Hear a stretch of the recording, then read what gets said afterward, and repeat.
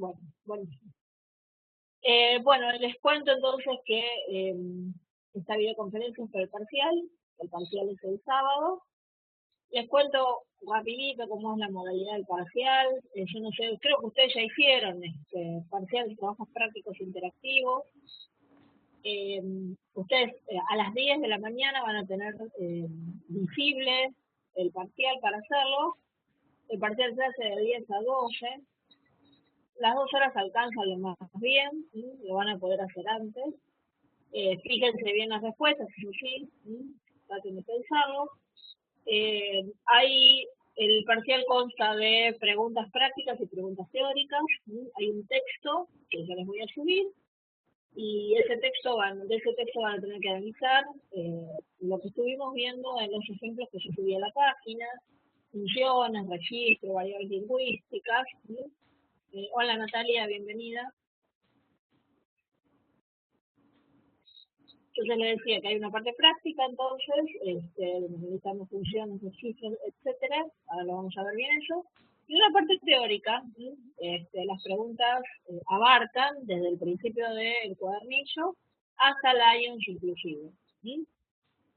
Hay dos tipos de preguntas, unas son de multiple choice, ¿sí? Tienen una pregunta y 4 opciones, tienen que elegirlas, y otras se llaman preguntas de ensayo, que tienen que desarrollar o una parte del análisis de ustedes o una consigna teórica. ¿Sí? A las 2 horas, automáticamente, si ustedes no lo envían, el parcial se envía solo, así que un ratito antes de que pasen las 2 horas, traten de tener revisado, completado, porque el sistema lo manda directamente, ¿sí? Cuando se cumplen las 2 horas. Bueno, creo que con respecto al parcial, la modalidad es esa. Va a estar subido, además, el parcial en una opción que, o sea, en una de las partes que tiene la página. O sea, en nuestra materia vieron que están los foros, están los cuadernillos, etcétera. Si ustedes van un poquito más abajo, tienen una opción que es evaluaciones, y en esas evaluaciones va a estar subido el parcial, ¿sí? Exactamente a las 10 de la mañana. Bueno, ¿alguna pregunta de esto que es la modalidad del parcial? Si no, arrancamos con los temas, un resumen de los temas, y después ustedes me preguntan. Pero de cómo es la modalidad del parcial, ¿alguna pregunta? Las lecturas, sí, Julián, las lecturas que equivalen a esos temas. O sea, desde el comienzo hasta el IONS hay una parte de explicación que está al comienzo y hay están las lecturas atrás. Así que entra todo, las lecturas y la explicación del comienzo del cuadernillo. ¿Sí?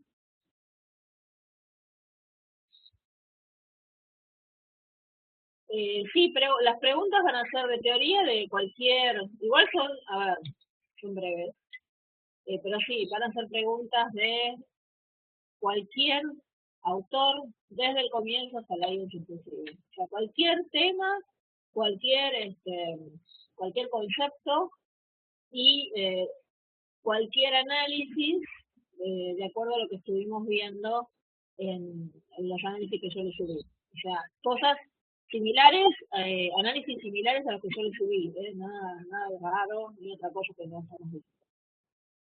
Entonces, bueno, primero vamos a ver qué analizamos en los textos.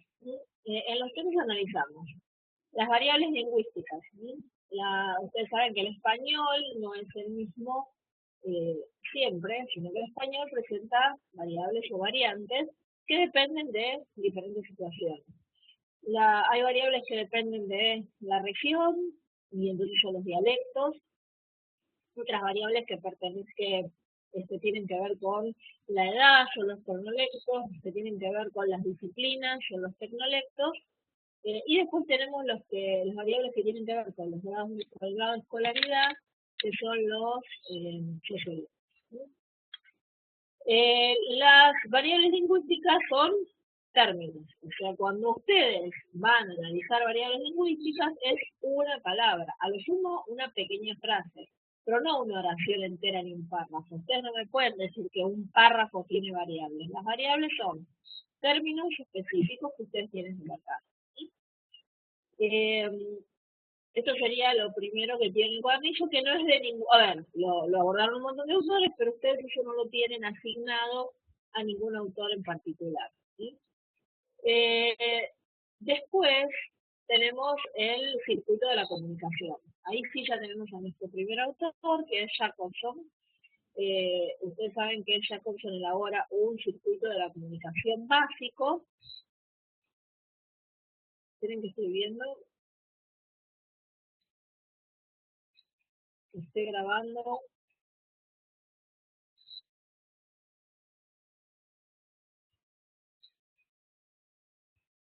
Esperen un poco porque no sé por qué. Ah, sí, está grabando, perdón. Estaba mirando porque no me parecía que estuviera grabando. Yo les decía que el circuito de la comunicación de Jacobson es muy simple y parte de un emisor que le envía un mensaje a un receptor. Ese mensaje tiene un contenido que es el referente. Además, ese mensaje se transmite a través de un canal y ese mensaje tiene un código. ¿Sí? Lo importante de este circuito de la comunicación que genera las funciones de lenguaje, que es lo que nosotros analizamos. La función centrada en el emisor es la emotiva, donde hay predominio de emociones, sentimientos. La que está orientada en el receptor es la expresiva conativa. ¿Sí? La que está orientada hacia el mensaje es la poética. La que está orientada hacia el referente es la referencial. Después tenemos la función metalingüística centrada en el código y la función fática centrada en el canal. Si nosotros tenemos, lo que a nosotros nos importa es cómo analizamos estas funciones en los textos. Entonces, si yo quiero buscar un ejemplo de función expresiva o emotiva, voy a buscar marcas de subjetividad, verbos que me indiquen emociones, sentimientos, adjetivos. Ahí es donde voy a buscar la función expresiva. La función apelativa la voy a buscar en las segundas personas, por ejemplo, vení, andate, en el imperativo, si aparece un tú, un vos, esas van a ser funciones apelativas. Después tenemos la función referencial, que es la que meramente nos busca informar, podría ser una noticia, podría ser un texto manual de historia, por ejemplo. En general son textos objetivos, que están escritos en tercera persona. Sí, la función fática no aparece mucho, es verdad. Ahora les voy a decir un poquito de eso. La función metalingüística es la que está centrada en el mismo lenguaje.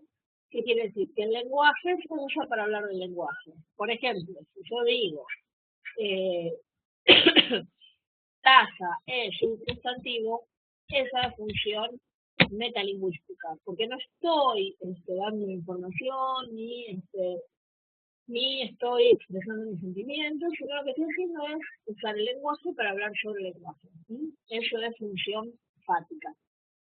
Perdón, función metalingüística. La función fática es la función que me permite verificar que el canal está abierto, el canal de comunicación, me permite verificar si todavía mis receptores están ahí y también me permite cerrar el canal de la comunicación.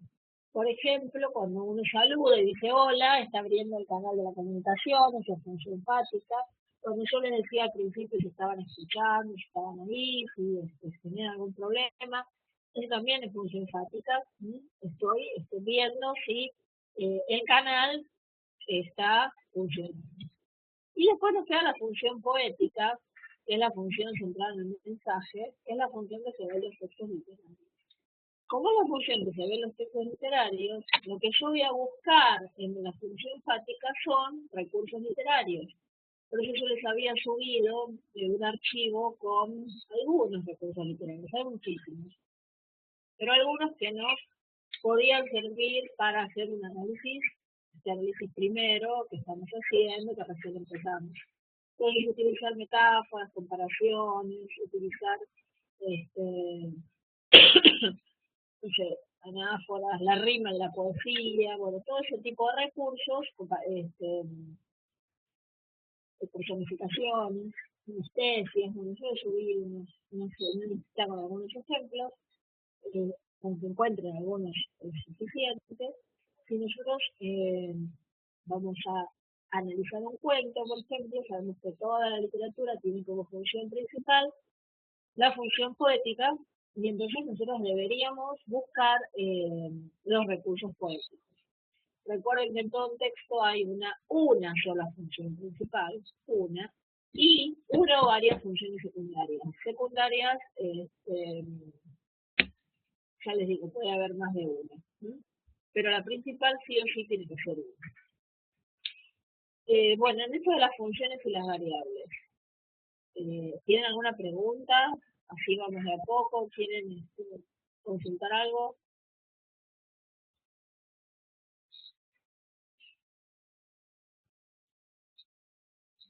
Mm. Supongo que, bueno, ya a esta altura habrán leído, no sé si les surgió algo particularmente de variables y funciones, si no pasamos a otro tema. Lions todavía no llegamos, que no son funciones. Lo de Lions son variables, variables contextuales, ¿sí? Pero lo vemos a lo último, como es el último autor. Nosotros hasta ahora vimos variables lingüísticas y funciones. Las de Lions son variables contextuales. Bueno, van pensando en una pregunta y si quieren me la hacen. Otro elemento que tenemos que analizar en los textos es el registro, ¿sí? El registro es esta adecuación del texto que va más allá de lo gramatical. Esta adecuación a cuatro elementos que marcamos nosotros: al tema, a la finalidad, al código y a la relación entre participantes. Entonces, si yo tengo que analizar el registro, el tema puede ser general o específico. Decimos que es específico cuando pertenece a una disciplina en particular. ¿Sí? Quiere decir esto que si tengo un texto de psicología, un texto de medicina, un texto de informática, esos textos van a tener un vocabulario específico, ¿sí? Van a tener un tema específico. Pero otro tipo de texto, como una noticia, un texto literario, supuestamente no es específico, ¿sí? La generalidad de los casos, salvo que tenga un vocabulario relacionado con alguna disciplina en particular. Entonces el tema puede ser general o específico, la relación entre participantes formal o informal. Formal tiene que ver más con lo académico. En literatura, por ejemplo, siempre se habla de una relación informal porque se busca un acercamiento hacia el receptor, que el receptor se conmueva, se compenetre con el texto. Después tenemos la finalidad objetiva o subjetiva. Objetiva es informar.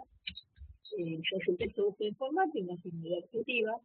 Si el texto busca conmover, si el texto busca convencer o si el texto busca entretener, es una finalidad subjetiva. Quiere decir que los textos literarios, por ejemplo, o los textos argumentativos, ¿sí? El argumentativo que busca convencer o un literario que busca conmover o entretener, esos van a ser funciones subjetivas. Y el código puede ser oral o escrito. Nosotros, para el parcial, los textos que vamos a tener los vamos a tener por escrito. Si yo les tomo un cuento, va a ser un cuento, obviamente, que está escrito. Si les tomo una noticia, va a ser escrita. Quiere decir que ustedes van a tener el código siempre escrito. Lo que pasa es que a veces hay mezcla. Entonces yo puedo tener un código escrito, pero con algunas características de la oralidad. Puede ser un texto escrito, pero que sea muy, muy coloquial. Entonces puedo decir que es un texto escrito con características de la oralidad. O a su vez puedo tener un texto oral. Por ejemplo, si yo les diera un discurso de un presidente y les aclaro que fue hecho oralmente, para que lo tomen desde la oralidad, entonces, si ese texto eh, en principio fue concebido oralmente, el discurso político, sin embargo, por su adecuación, por su cuidado, en general los discursos políticos son, sobre todo cuando son preparados, están bien cuidados, entonces se puede decir que es un texto oral, pero con características del texto escrito. Este, claro, la obra de teatro, Julián, vos preguntás por la obra de teatro. Si la obra de teatro la consideramos en cuanto a espectáculo, es un texto oral. Si nosotros leemos una obra de teatro, porque justo el teatro tiene las dos cosas, es un texto para ser leído, pero también para ser representado. Y los cuentos populares, este, en general ahora a nosotros nos llega nos llega por escrito. Nosotros lo consideraríamos como código escrito, pero en su momento, cuando el cuento popular se transmitió de boca en boca, era un código oral. Bueno, ese es el análisis del registro. Sí, ahora vamos a eso, Juliana, porque esto es de Kerbrat y todavía no llegamos. Estamos analizando el registro y analizamos a Jacobson, pero entonces ahora sí vamos a ver a Kerbrat Adesioni, que hace una reformulación del circuito de la comunicación de Jacobson. Y entonces en esa reformulación lo que hace Kerbrat son dos cosas importantes. Primero, analiza con más cuidado los emisores y receptores, y además introduce el tema de las competencias que no tenía Jacobson. Entonces, contestando a lo tuyo, Juliana, que me hablas de los emisores, lo que dice Kerbrat, en realidad el análisis de Kerbrat de los emisores es bastante, a ver, no es tan profundo como el de los receptores. Los emisores para Kerbrat puede ser un emisor único. Vos me preguntás por el caso del escritor. Todo texto literario tiene un emisor único. Ahí no hablamos de emisor múltiple, porque el escritor, el texto lo escribió, y la editorial en todo caso lo edita, pero el emisor sigue siendo el mismo. Si estamos en una operación de traducción, ahí sí, en la traducción podemos hablar de un emisor múltiple, porque ya el texto fue alterado de alguna manera en el sentido de que no está en el idioma original.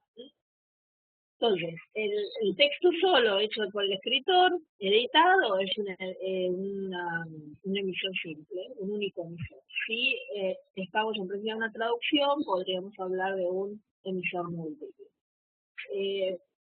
Básicamente podemos hablar de, sí, Julián, ahora te digo, básicamente podemos hablar de un solo emisor o varios emisores o emisor múltiple. Lo que es más rico es el análisis de los receptores. Los receptores pueden ser alocutarios en principio o no alocutarios. Alocutarios son los que están mencionados de alguna manera en el texto. O sea, si hay alguna referencia en mi receptor, en mi texto, ya es un alocutario, porque quiere decir que yo lo tengo en cuenta y lo introduje en mi texto. Si yo digo, vení, María, y la María la tengo adelante mío, María es mi alocutario. ¿Por qué? Porque la tengo ahí, pero a su vez la estoy mencionando en mi texto. Si es no alocutario, quiere decir que no está mencionado en el texto. Si, por ejemplo, yo leo una noticia, en la noticia no está mencionado el receptor del diario. La noticia no me tiene por qué mencionar a mí. Yo soy no alocutaria. O sea, soy receptora, pero no alocutaria en el caso de la noticia. Y los no alocutarios pueden ser previstos o no previstos. Aunque no aparezca el receptor mencionado en el texto explícitamente, de cualquier manera siempre hay un receptor previsto. O sea, el escritor, el periodista, el que escribe una obra de teatro, el que escribe un poema, está pensando en un lector. O sea, hay un receptor previsto. Y los no previstos en realidad no los vamos a analizar nosotros porque podría ser cualquiera. O sea, el texto, Shakespeare escribe Romeo y Julieta, y habrá pensado en sus lectores, en sus receptores como obra de teatro, a lo sumo habrá pensado que lo iban a leer por ahí algunos años después, pero Shakespeare no podría haber imaginado, no sé, que un fragmento de él podría haber circulado por Facebook con X receptores. A lo que voy es que los no previstos son tan amplios, tan grandes, que no vale la pena ni siquiera, a ver, no nos interesa a nosotros analizarlos. Solamente vamos a hablar de los alocutarios previstos. Pero a su vez, los receptores también pueden ser presentes, elocuentes, ausentes o no elocuentes. Entonces, estas categorías también se van compartiendo. No lo cuentes no quiere decir que sea mudo, sino que no lo cuentes que no puede hablar porque la circunstancia no se lo permite. No sé si estoy en una conferencia donde solamente puede hablar el conferencista y no permiten que haga preguntas, yo por más que tenga voz, no soy no lo cuente porque no puedo, no tengo la posibilidad de hablar. Y después, bueno, ausente o presente es que comparten el mismo espacio. Los receptores presentes son los que están en el mismo ámbito o sea, que comparten ámbito con el emisor. Por eso en la lectura de cualquier texto literario, una novela, un poema, una obra de teatro, en cualquiera de esas lecturas yo siempre voy a ser un receptor ausente y no lo cuente, porque no hay ninguna posibilidad de que yo interactúe con el autor. Bueno, y después lo que me preguntaba Julián tiene que ver con las competencias, que son compartidas o deberían ser compartidas entre el emisor y el receptor,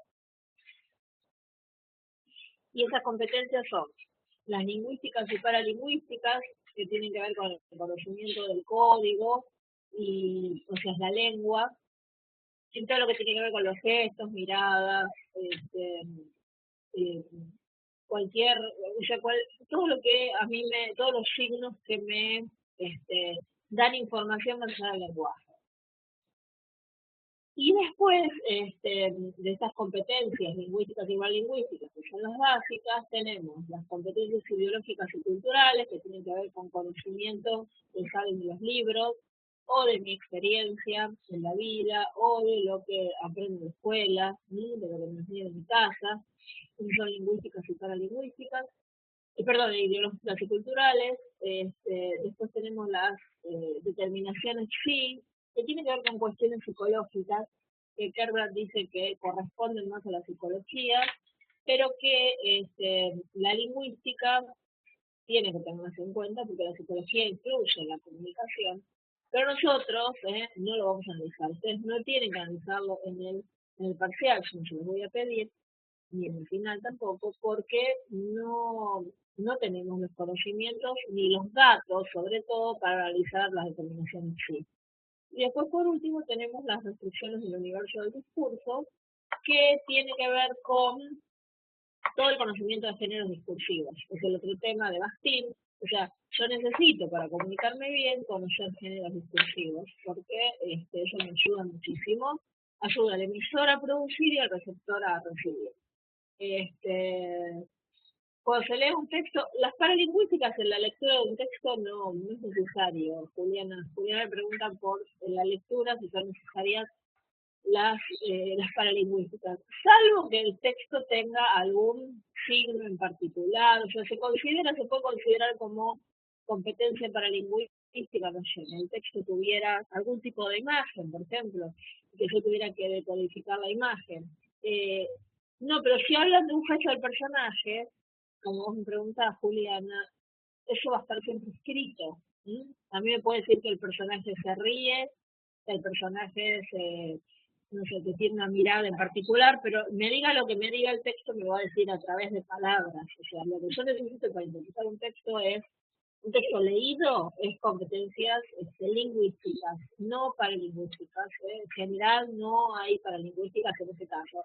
Lo que pasa es que, a ver, se habla como una totalidad de competencias lingüísticas y paralingüísticas, pero no quiere decir que la lectura de una novela no necesite, por ejemplo, competencias paralingüísticas. Y bueno, estas competencias se comparten entre emisor y receptor. Las más básicas son codificar y decodificar. Las más complejas son producir e interpretar. Quiere decir que para producir e interpretar un texto, o sea, estos términos que usa Kerbrand, producir e interpretar, tienen que ver con un grado mayor de conocimiento o una mayor cantidad de competencias que me permiten realmente entender un texto cabalmente, en su totalidad. Para entender un texto en su totalidad necesito manejar todas las competencias, estas competencias de terminaciones, restricciones del universo del discurso, todo. y eso me da un texto. Puedo producir un texto muy bueno y adecuado, con todas sus competencias, y puedo como receptor interpretarlo. Y entonces ahí puedo hablar de un nivel de comunicación mejor, más óptimo, o sea, un nivel óptimo. ¿Sí? Codificar y decodificar es más básico. ¿Alguna preguntita de Kerbrat?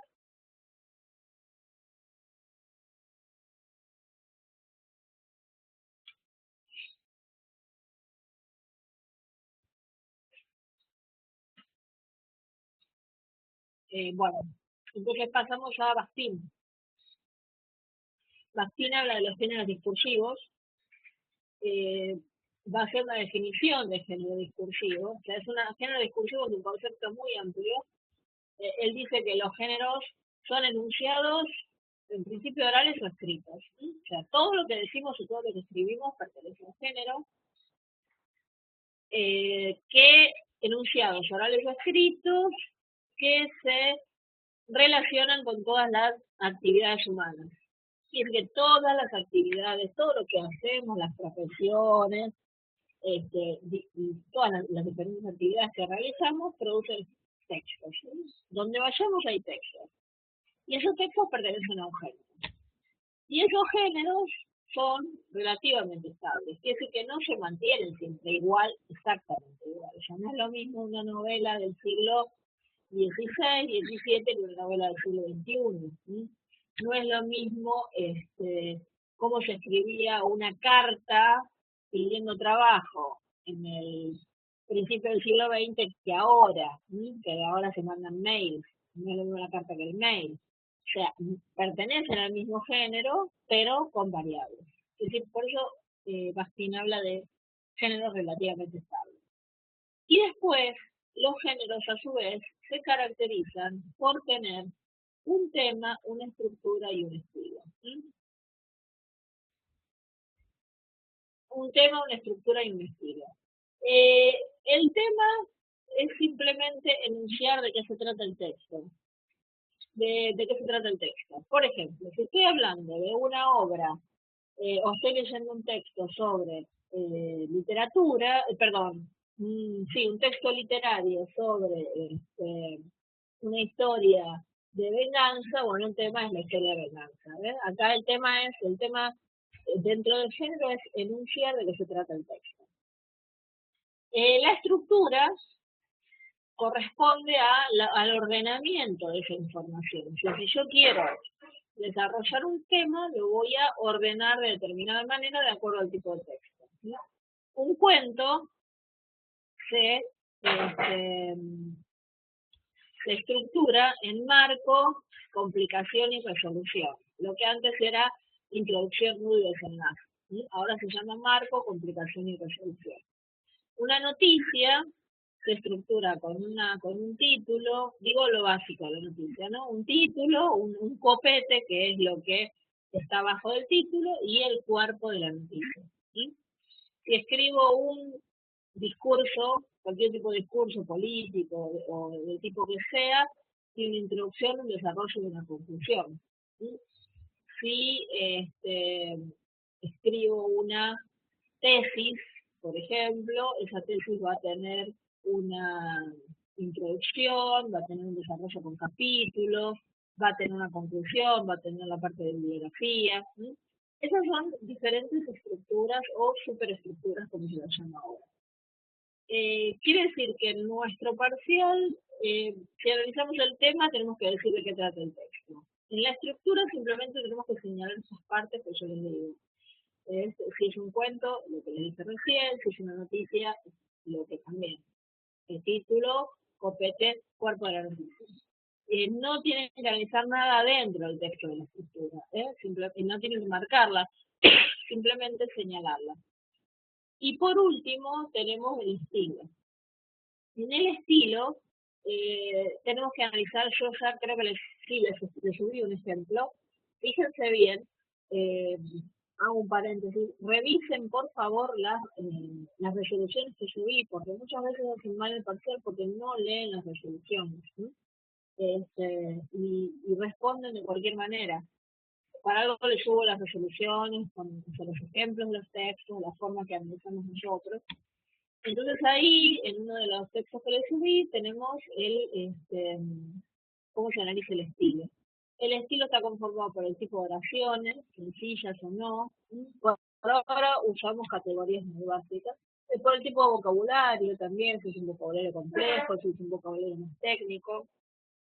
También el estilo pueden analizar si hay recursos literarios, pueden mencionarlos, aunque ya los haya analizado las funciones, pueden decir que, bueno, así como habían aparecido en las funciones determinados recursos, también se pueden utilizar para definir el estilo. Las tipografías, si hubiera alguna tipografía en particular, si hubiera palabras en negritas o, no sé, algún tipo de el uso de cursivas, etcétera. También la subjetividad u objetividad, si es un texto subjetivo u objetivo, se señala el estilo. Y si está escrito en primera, en tercera persona, etcétera, también es parte del estilo. ¿Sí? Eso sería el análisis del género. ¿Sí? La definición de Baskin es simple, la lectura es corta, y bueno, me interesa que sepan analizar el texto. ¿Alguna preguntita de Baskin? De Baskin o bueno, de lo que hayamos visto hasta ahora.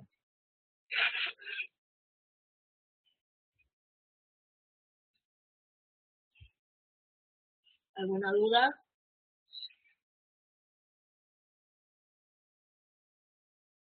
Bueno, eh, entonces seguimos. Nos queda Delphi y Layers. Delphi de alguna manera retoma el tema de las competencias de Kerbrat. O sea, el tema de las competencias es un tema que a la lingüística le interesa mucho, porque tiene que ver justamente con una comunicación efectiva o no. Y entonces lo que dice Delphi, él habla de tres tipos de competencias.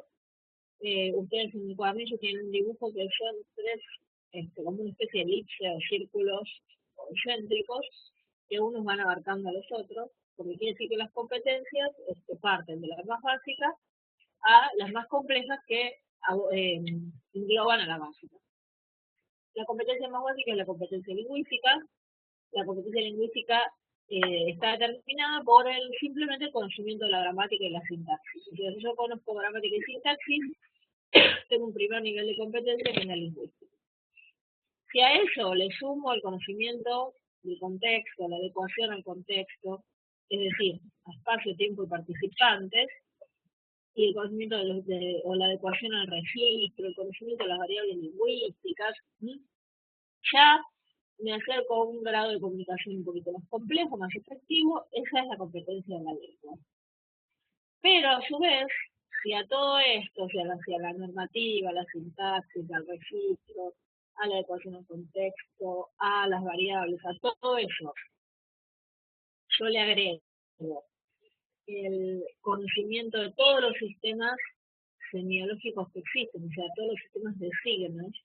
Y signo puede ser tanto una mirada, un gesto, como el decodificar lo que es un semáforo en la calle, mirar un cuadro y entender los colores, entender la perspectiva, o sea, escuchar música, la música también está compuesta de signos. Quiere decir que estamos rodeados de muchos signos.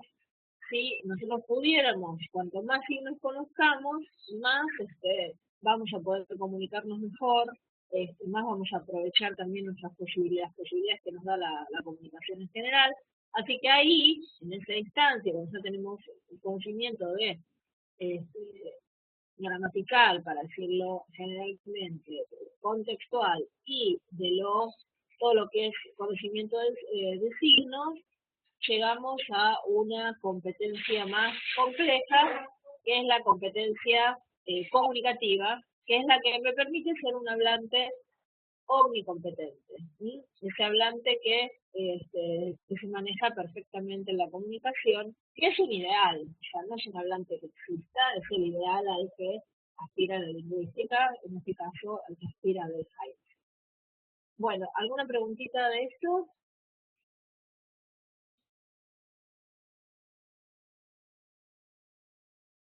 Si tiene alguna pregunta, Si no pasamos a Lions.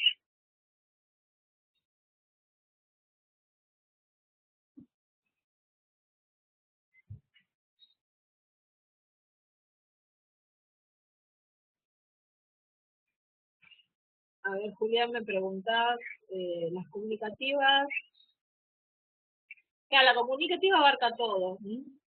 Todo lo que es lingüístico, pero también todo lo paralingüístico, porque estamos rodeados de signos todo el tiempo. Entonces, esta mañana uno se levantó, miró el cielo y vio que estaba nublado. Eso es un signo de que está por llover. Eso hace que llevemos paraguas, eso hace que por ahí nos comportemos de determinada manera. Leer los signos que nos rodean es una manera también de estar comunicados y una manera de influir en nuestros comportamientos. Es como leer la realidad. Un hablante omnicompetente lee continuamente, no solo lee texto, sino también escucha a otros pares, pero también interpreta todo lo que sucede a su alrededor. Esa es la competencia comunicativa. ¿Sí?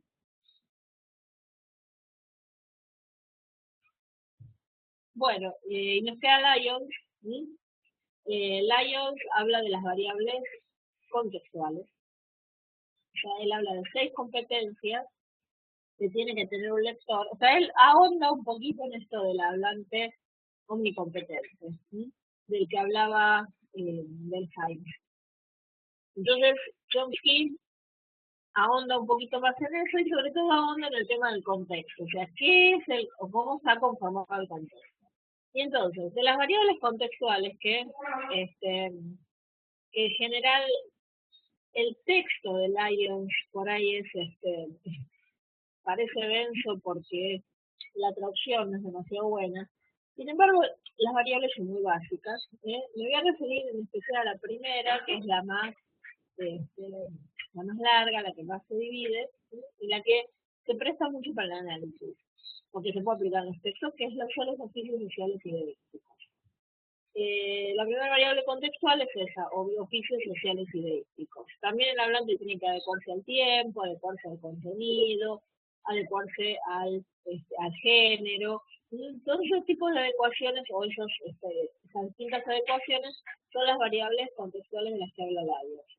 Pero la primera, referida concretamente a oficios sociales y deísticos, la menciono porque aparte un poco engloba también las otras.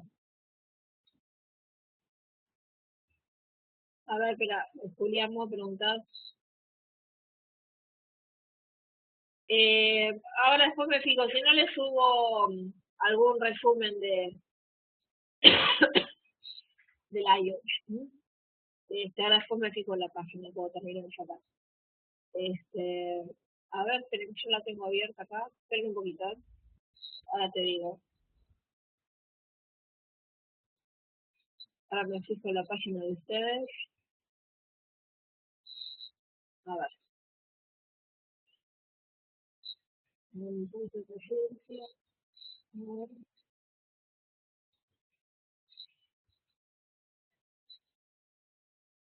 Tengo uno.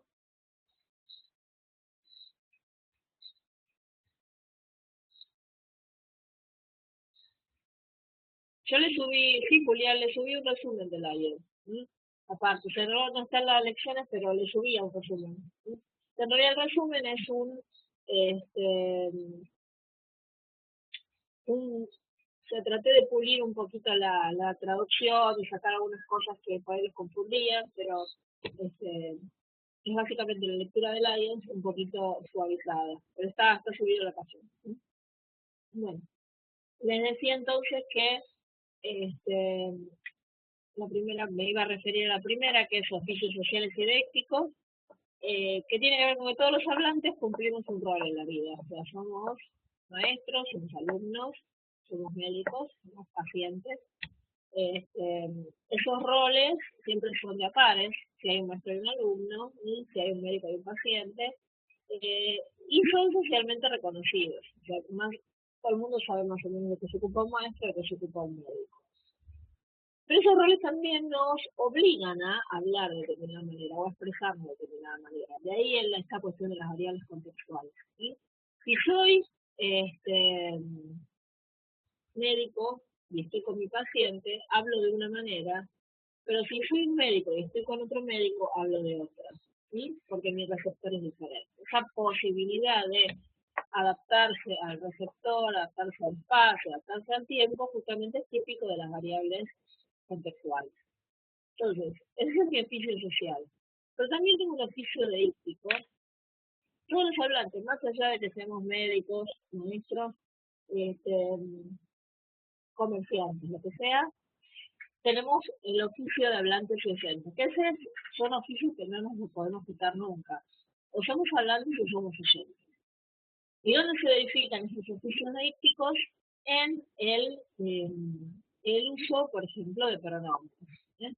Si yo digo, te voy a contar una historia, te es el oficio social, el oficio deíctico, perdón, del receptor.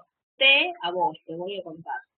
Voy es un verbo en primera persona, los verbos también me indican oficios deícticos, que ahí está el emisor, ahí está el oficio deíctico del emisor. Te voy a contar una historia, y entonces en el te y en el voy tenemos los oficios deícticos.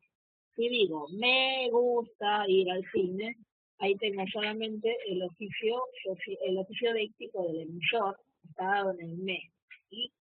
Yo te prometo tal cosa, yo, oficio deíctico del emisor, te, oficio deíctico del receptor, prometo, oficio deíctico del emisor. ¿Sí? Estos son los oficios sociales y deísticos.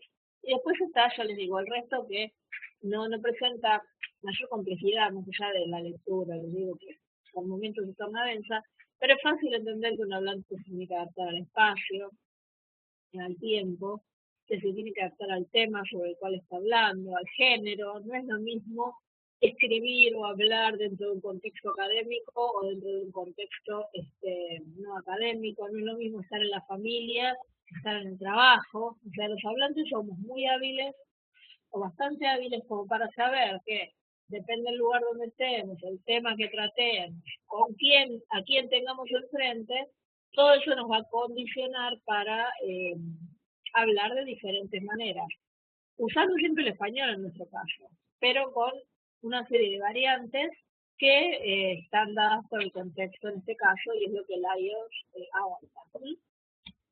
Bueno, hasta acá serían los temas, un resumen, un pantallazo, ustedes lo tienen detallado en el cuadernillo y además, bueno, aquí los resúmenes que yo les subí a la lección, a las lecciones, más el resumen que les subí del IELTS, y los análisis, por favor, de los textos. Y al parcial, o sea, ustedes si tienen todo leído y tienen visto los textos, no van a tener problema.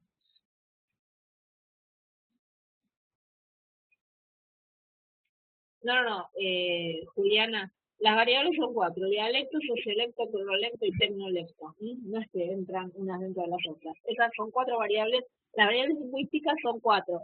Hay otros análisis donde habla de algunos más, pero nosotros tomamos estas cuatro variables lingüísticas.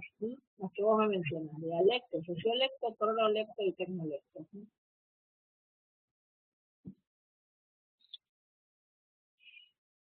Sí, Julián, yo les dije que ahí, en ese archivo, les doy una lista.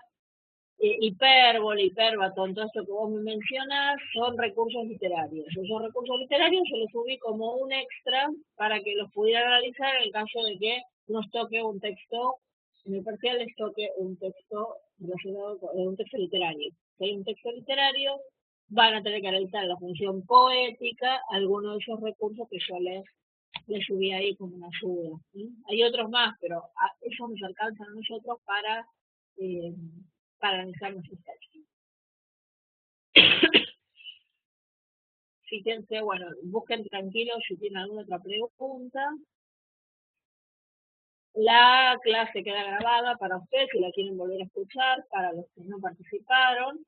Eh, pero básicamente les vuelvo a repetir que tener todo leído para el día del parcial. Si se ponen a buscar en ese momento, no van a poder hacerlo. ¿No? Además, bueno, después les voy a mandar por escrito esas indicaciones que les di, el mismo día del parcial se los recuerdo. Y también recordarles esto de que por más que el parcial sea interactivo y ustedes se puedan comunicar entre ustedes, los parciales son individuales. ¿Sí?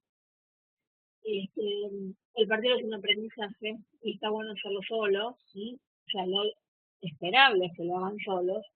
Este, Porque la verdad que aprobar un parcial sin haber estudiado no tiene demasiado sentido, considerando bueno que es la carrera que ustedes eligieron y que todo lo que aprendan ahora después se va acumulando y se va sumando. ¿Sí? Les digo porque bueno, siempre está esta posibilidad de, se los digo directamente, de que se copien, que no está bueno tener que decirlo, no está bueno también darse cuenta que los alumnos se copian, y en el fondo, bueno, es algo que beneficia a ustedes, el hecho de no copiarse, el hecho de aprender, el hecho de leer, el hecho de hacer el aprendizaje individualmente. ¿Sí? Así que a mí me parece importante que más allá de que estén todos conectados al mismo tiempo, tomen el parcial como instancia, como algo o sea, con responsabilidad y que lo hagan a conciencia, todo lo que hagan a conciencia ahora, pues van a ver cómo se les va sumando en las otras materias y las van entendiendo mejor. ¿Sí? Si estas primeras materias no las hacen del todo bien, después cuesta bastante el resto de la carrera. Bueno, ¿alguna preguntita más? No, gracias a ustedes, Juliana, bueno, por haber venido, por lo menos algunos estuvieron. Gracias, Julián. Les va a ir, ya les digo, si leyeron les va a ir bien, no van a tener ningún problema, no es un parcial complejo, son 10 preguntas, creo que les dije, eh, la verdad que es breve, ¿no? Pero tomen su tiempo, tienen 2 horas, así que háganlo tranquilos, consulten la bibliografía, antes de responder, siéntanse bien seguros. ¿Sí? Bueno, les agradezco mucho haber estado, cualquier cosa me escriben, igual no sé si tienen alguna otra preguntita, alguna otra duda. Buenísimo. Bueno, entonces voy cerrando, que me voy a la videoconferencia de Lengua 2. Les agradezco mucho. ¿Sí? Que tengan una linda semana y el sábado, entonces, estén atentos a las 10 de la mañana para hacer el parcial. ¿Sí? Bueno, les mando un beso, chicos. Chao. ¿Sí? Que la pasen bien.